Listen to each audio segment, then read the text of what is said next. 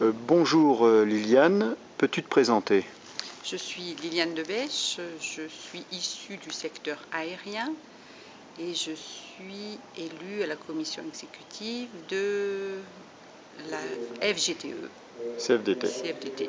Et tu es aussi donc responsable international. Je suis responsable du secteur international et responsable de l'égalité et de la mixité. Bien. Tu es présente aujourd'hui comme déléguée de la FGTE-CFDT au 42e congrès de la Fédération internationale des transports à Mexico. Alors, tu as notamment participé à la conférence Changement climatique et transport durable. Qu'en as-tu retiré de cette conférence entre syndicalistes du monde entier?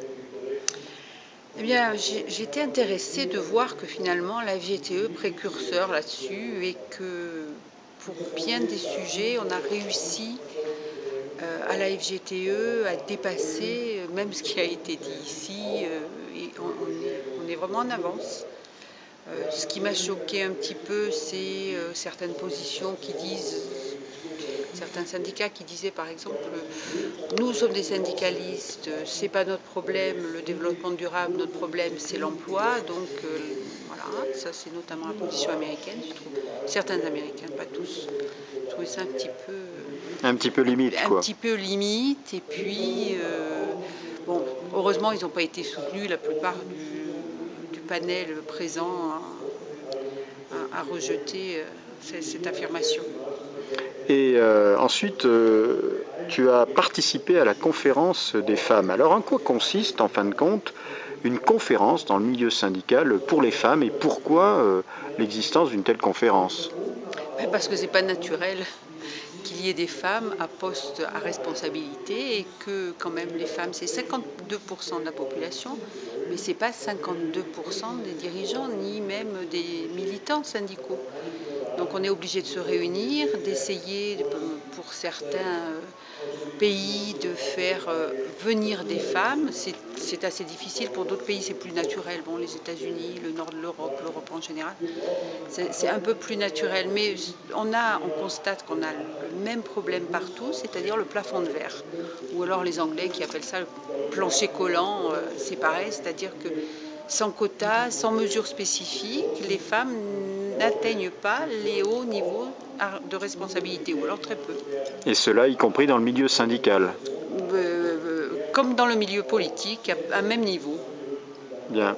Et y a-t-il des femmes qui sont mieux reconnues dans certains pays que dans d'autres? Est-ce que certains pays font plus d'efforts? Des organisations syndicales font plus d'efforts? Oui, mais c'est toujours passé par un système de quotas. Même dans le nord de l'Europe, il y a des femmes en poste à responsabilité, mais c'est toujours passé par un système de quotas. C'est pas encore naturel.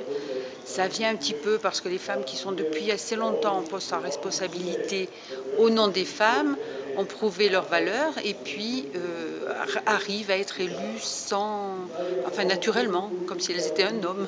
Parce que chez un homme, c'est plus naturel. Et sur l'ensemble des débats autour de ce 42e congrès de l'ITF à Mexico, qu'en as-tu retiré? Quels sont, selon toi, les enseignements de ces travaux syndicaux mondiaux à Mexico? Moi, je suis assez mitigée. Bon, c'est bien d'être venu à Mexico. C'est peut-être pas bien négocié, je sais pas.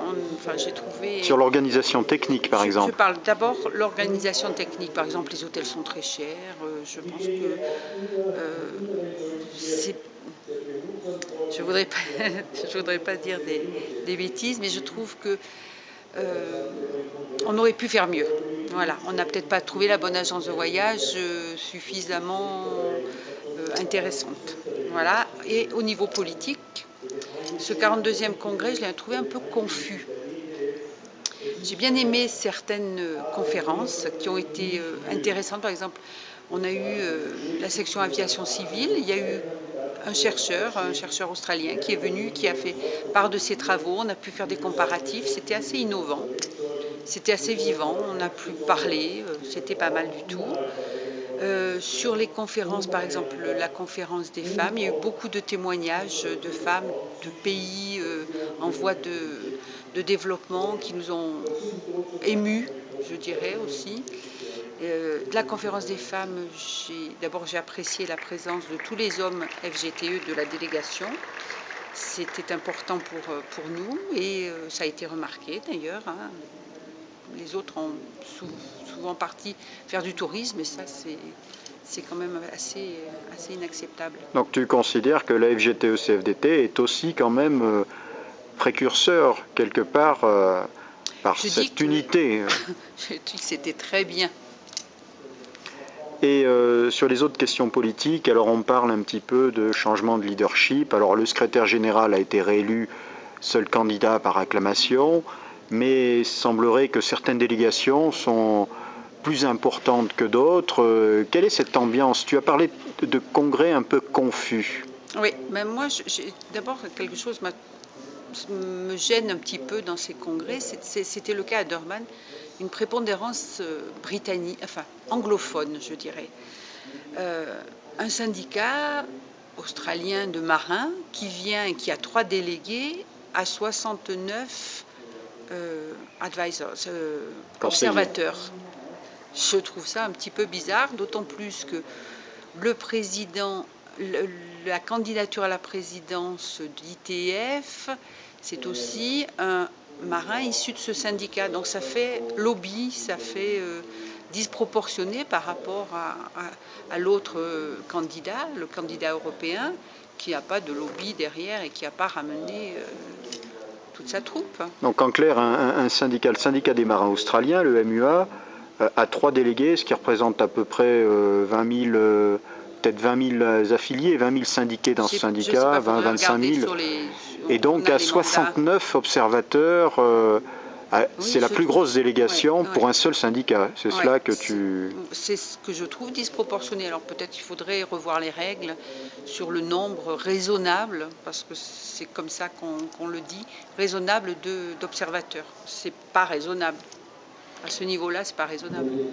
Et sinon, quels ont été les contacts pris par la FGTE-CFDT avec d'autres délégations syndicales étrangères et françaises, parce qu'au niveau international, c'est la France, c'est pas seulement la FGTE. Donc on a travaillé avec FO, on a travaillé avec la CGT.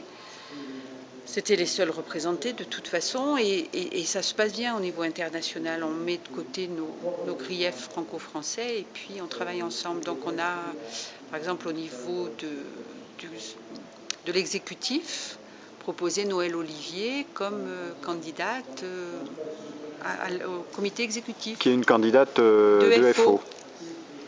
Donc il n'y a pas de malaise là-dessus. On a eu petit différent dans la section Europe parce que suite à un vote qui s'était passé à l'exécutif d'ETF sur la Fédération Européenne des Transports, ETF, hein, faut préciser. Oui. Il y avait 3 candidats pour l'Europe. Un candidat est ressorti à l'issue d'un vote qui était informel. Il y a eu une incompréhension. La plupart des délégués ont compris que c'était l'Europe entière qui soutenait ce syndicat et il semble que ce ne soit pas le cas. Donc il y a une division au sein de l'Europe pour la présidence d'ITF. Donc entre un Australien marin et un ferroviaire européen. Bien. Et donc au final, que retires-tu de cette participation à Mexico, au congrès de l'ITF? Alors moi je dirais qu'on peut faire plus court. On peut faire moins cher et on peut mieux préparer. Je pense que l'Europe, là, on s'est fait remarquer déjà et puis on a mal joué là-dessus. Voilà ce que je peux en retirer, mais bon, c'est toujours très agréable de rencontrer ses collègues étrangers qu'on connaît, qu'on finit par apprécier, par connaître, d'échanger des points de vue politiques et d'essayer d'aller tous dans le même sens. Et il y a quand même une certaine solidarité entre les syndicats. Merci Liliane et à bientôt. Merci.